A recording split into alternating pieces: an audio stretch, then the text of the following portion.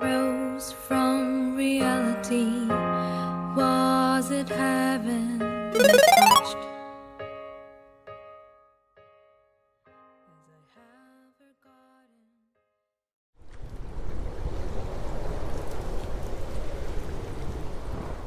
Angin barat bertiup kencang, tandakan hujan. Tuan Garuda kian datang, mengepakkan sayapnya nan elok. Namun, sang putri kian tertidur pulas. Tanda kekuasaan tak lagi di tangan hambanya yang mengagungkan matahari. Negeriku kini damai dan berisi lumbung padi. Kami berburu mencari pemimpin baru. Pemimpin yang bijaksana namun tak hanya pandai kata. Dengannya, mungkin Tuan Garuda akan datang lagi untuk mengabdi.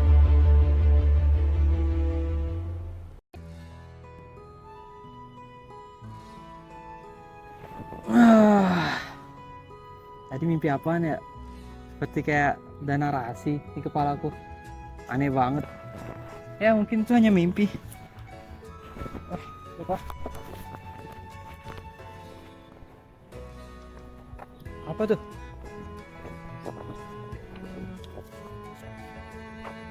Wow.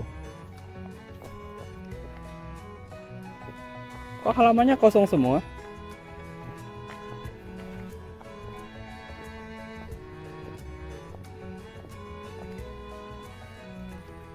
Ngapain sih?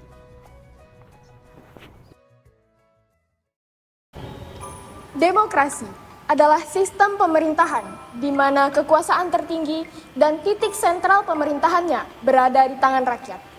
Oleh karena itu, demokrasi sering disebut pemerintahan dari rakyat, oleh rakyat, dan untuk rakyat. Secara etimologis, demokrasi berasal dari bahasa Yunani kuno, yakni demos yang berarti rakyat dan kratos yang berarti pemerintahan. Jadi, secara harfiah, demokrasi ini berarti pemerintahan yang dijalankan oleh rakyat. Kenapa pada bahasa Yunani kuno? Bahasa Yunani kuno ini karena demokrasi secara langsung dilaksanakan di kota Athena. Dalam demokrasi langsung ini, rakyat secara langsung terlibat dalam pengambilan keputusan politik. Pada abad ke-18, demokrasi mulai berkembang di dunia barat. Pada abad ke-19, demokrasi mulai diterapkan oleh berbagai negara di Eropa dan Amerika Serikat. Kemudian pada abad ke-20, seiring dengan berakhirnya Perang Dunia II, demokrasi mulai dijalankan dengan demokrasi mulai menyebar di seluruh dunia. Oh, apa ini?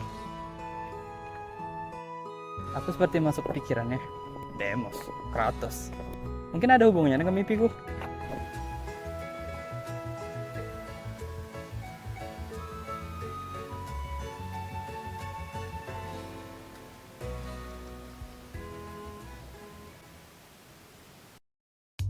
Hai, aku Merchant. Ingin membeli apa? Saya akan menjelaskan macam-macam demokrasi yang ada di dunia. Pertama adalah demokrasi liberal. Demokrasi liberal sendiri pernah ditetapkan di Indonesia. Pada konferensi meja mundur tahun 1949, negara Indonesia berubah dari negara kesatuan menjadi negara serikat. Namun, masa berlakunya tidak sampai 1 tahun. Atas tuntutan rakyat Indonesia, pada tanggal 17 Agustus 1950, Indonesia menjadi negara kesatuan republik yang menganut demokrasi liberal dan kepemerintahan parlementer. Nah, apa sih itu demokrasi liberal? Demokrasi liberal pada dasarnya menekankan pada kebebasan individu, hak asasi manusia, dan supremasi hukum. Konsep ini menggabungkan prinsip-prinsip demokrasi dan liberalisme. Demokrasi liberal mementingkan hak asasi manusia, prinsip hukum yang adil, pemilihan umum yang bebas, dan kebebasan berpendapat. Yang kedua ada demokrasi terpimpin. Demokrasi terpimpin pertama kali diperkenalkan di Indonesia pada era pemerintahan Presiden Soekarno. Demokrasi terpimpin mengklaim menggabungkan nilai-nilai demokrasi dengan nilai-nilai sosialisme. Dalam prakteknya, demokrasi terpimpin memberikan kekuasaan yang signifikan kepada pemimpin dan partai politik yang dominan. Ketiga, ada demokrasi sosial. Demokrasi sosial adalah ideologi politik, sosial, dan ekonomi yang menganjurkan transisi evolusioner dari kapitalisme menuju sosialisme melalui proses politik yang mapan. Demokrasi sosial ditandai dengan kebijakan yang bertujuan untuk mengurangi ketidaksetaraan, penindasan terhadap kelompok kurang mampu, dan kemiskinan. Selanjutnya ada demokrasi partisipasi. Demokrasi partisipasi adalah suatu bentuk pemerintahan di mana warga negara berpartisipasi secara individu dan langsung dalam keputusan dan kebijakan politik yang mempengaruhi kehidupan mereka, bukan melalui perwakilan terpilih. Belum ini lagi. Oke. Ingin membeli barang? Apa itu? Kompas. I'll take it. Thank you.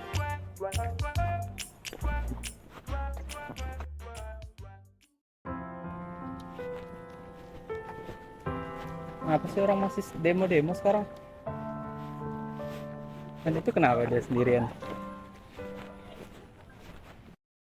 Saat setelah kemerdekaan Indonesia, Indonesia mengalami perubahan demokrasi sebanyak 4 kali. Yang pertama, demokrasi parlementer. Yang kedua, demokrasi terpimpin. Yang ketiga, demokrasi Pancasila. Yang keempat, pada tahun 1998, demokrasi Pancasila era reformasi adalah fase demokrasi yang kembali ke prinsip dasar demokrasi seperti 1. Adanya pemilu secara langsung, kebebasan pers, desentralisasi, hak-hak dasar warga negara lebih terjamin, dan rekrutmen politik yang inklusif. Kamu gak apa-apa? Terima kasih ya. Ini aku ada hadiah untukmu. Makasih ya. Oke. Tunggu gitu. Kompas ini mengarah ke orang itu. Sebenarnya aku harus interaksi sama dia. Pemerintahan demokrasi adalah bentuk sistem pemerintahan di mana kekuasaan politik dipegang oleh rakyat, baik secara langsung ataupun melalui perwakilan dipilih seperti DPR dan juga DPRD. Pemerintahan demokrasi juga diartikan sebagai sistem pemerintahan yang dari rakyat, oleh rakyat, dan untuk rakyat. Salah satu ciri pemerintahan yang demokrasi adalah pemilihan umum atau yang biasa disebut dengan pesta demokrasi.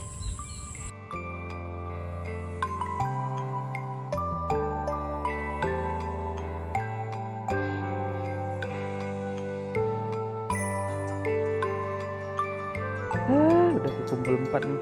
Lumayan dah. Istirahat dulu deh bentar.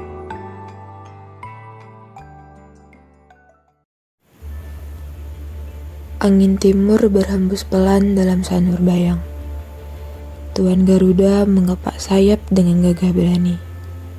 Kian sadar, sang raja bangun dari tidurnya. Matahari, oh matahari. Kini, bulanlah yang berkuasa. Lumbungku mulai kosong dan kering, pemimpin. Di manakah kamu, pimpinan? Rakyat memanggil kata-kata manismu. Engkau tahu dia pernah datang. Sanggupkah sayap ini mengepak sampai 5 tahun ke depan?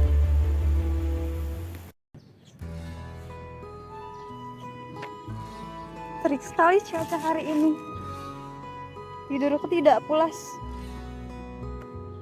Apa ini? Pasti seseorang telah meninggalkannya. 1, 2, 3. Sepertinya buku dengan emblem dan kompas ini terasa familiar.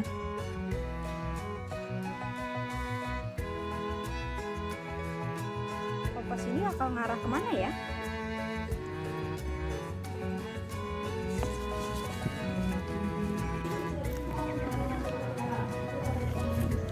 Sepertinya kompas ini mengarah ke ruangan yang ini.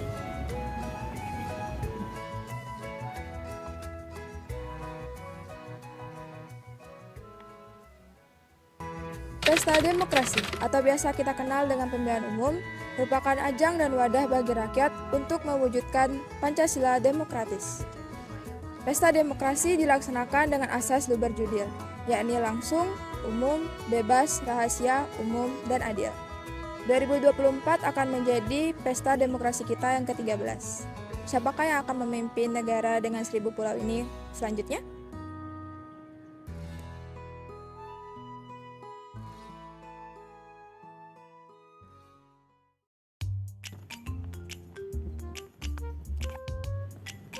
Lagi ngapain Bang? Lagi baca visi misi pasangan calon presiden. Boleh lihat juga nggak Bang? Boleh. Terdapat beberapa alasan mengapa anak muda harus menggunakan hak pilihnya dalam pemilu. Yang pertama, untuk menentukan arah kebijakan politik suatu negara ke depannya. Yang kedua, untuk merepresentasikan suara yang lebih adil dan merata. Sehingga tidak hanya dari kalangan milenial dan orang tua saja yang memilih, tetapi anak muda juga bisa memilih dan bisa berkontribusi bagi bangsa dan negara. Yang ketiga, sebagai bentuk pendidikan politik bagi anak muda, sehingga mereka akan lebih paham tentang proses politik atau mekanisme yang ada dalam pemilu, serta akan lebih siap untuk melanjutkan tongkat estafet kepemerintahan Indonesia ke depannya. Yang keempat, untuk menemukan pemimpin yang tepat dan sesuai dengan nilai-nilai Pancasila, serta pemimpin yang mampu menjalankan tanggung jawabnya.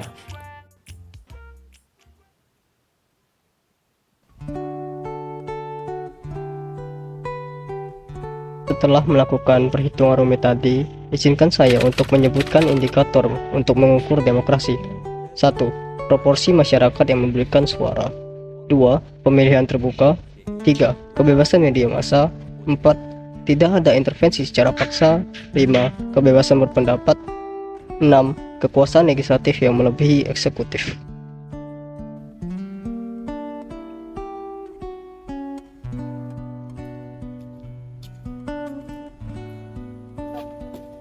Kamu dapat buku ini dari mana? Dari mimpi. Aku juga dapat buku ini dari mimpi. Hah? Kok sama kamu? Kompas ini ngarah ke bapak itu. Jangan mungkin 2 emblemnya ada di bapak itu. Jadi pada intinya, demokrasi Pancasila adalah konsep demokrasi yang unik di Indonesia yang mengintegrasikan nilai-nilai Pancasila ke dalam sistem politik. Berkaitan dengan pemilu, ini mencerminkan partisipasi aktif warga negara dalam pemilihan umum untuk mencapai tujuan keadilan sosial, persatuan, dan kesejahteraan. Prinsip-prinsip demokrasi Pancasila menekankan inklusivitas, konsultatif, dan musyawarah untuk menghasilkan keputusan yang mengakomodasi beragam kepentingan masyarakat. Nih kalian, ini untuk kalian berdua. Terima kasih Pak. Terima kasih. Jatuh.